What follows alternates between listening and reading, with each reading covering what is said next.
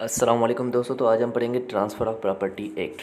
तो इसमें दो तरह के ट्रांसफ़र होते हैं। एक तो होता है इंटरवीवियस मतलब बिटवीन लिविंग पर्सन, दूसरा होता है टेस्टामेंट्री। टेस्टामेंट्री का मतलब होता है कि विल्स, लेकिन ये टेस्टामेंट्री के साथ डिस्कस नहीं करेगा। ये प्रॉपर्टी एक्ट सिर्फ और सिर्फ नन टेस्टामेंट्री के साथ डिस्कस करेगा। नन टेस्टामेंट्री मतलब वो अदर देन विल्स, ठीक है। लिविंग पर्सन मैं इसलिए कह रहा हूँ कि लिविंग पर्सन में ही होगा कि मतलब कोई जिंदा शख्स ही उसको ट्रांसफ़र कर सकता है।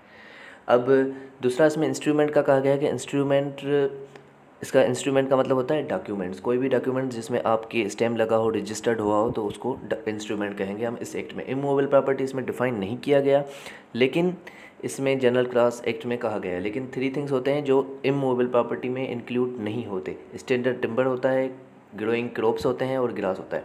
सेक्शन 5 जो only deal with the living things करता है। मैं पहले बता रहा हूँ लिविंग थिंग्स नहीं पर लिविंग पर्सनस करता है, मतलब जो जिंदा शख्स होंगे।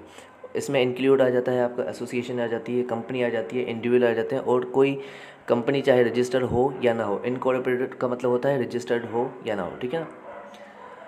एक्सेप्शंस इसकी ये है कि सेक्शन 6 कहता है कि the chance of a heir succession वो ट्रांसफ़र नहीं होगा जिसमें आपके चांसेस हों कि भाई इसको फ्यूचर में इसको इनहेरिटेंस मिलेगी। Right of re entry of breach for breach of any condition, जैसे लीज़र कोई शख्स लीज़ पे देता है और लीज़ी उसमें कोई ऐसा नुकसान देता है या कंडीशन पे नहीं उतरता तो वो उसको री एंट्री का हक है, वो भी ट्रांसफ़र आप नहीं कर सकते। ईजमेंट ट्रांसफ़र नहीं होता। ईजमेंट का मतलब होता है आसाइश।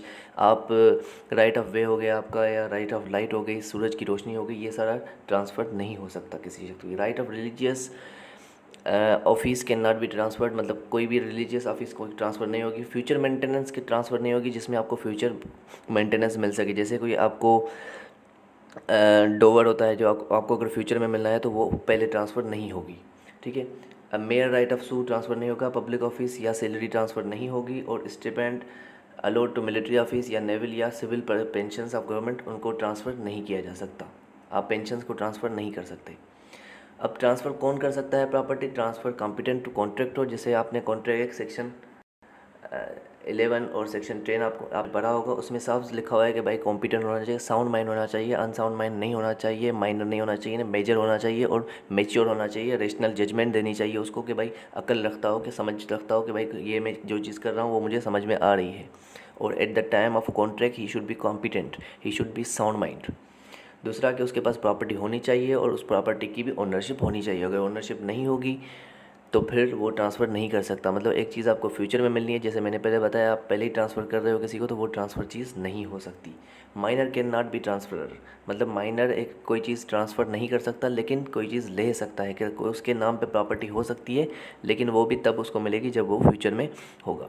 अब उसके नाम पे आप कर सकते हैं लेकिन और किसी एनिमल के नाम पे नहीं कर सकते। जैसे आपने इंटरटेनमेंट फ़िल्म देखी होगी, इंटरटेनमेंट फ़िल्म में आपने कुत्ते के नाम पे जायदाद कर देते हैं, ऐसा कुछ नहीं होता। सिर्फ लिविंग पर्सन्स के होती है, एनिमल्स के नाम नहीं होते ट्रांसफ़र प्रॉपर्टी।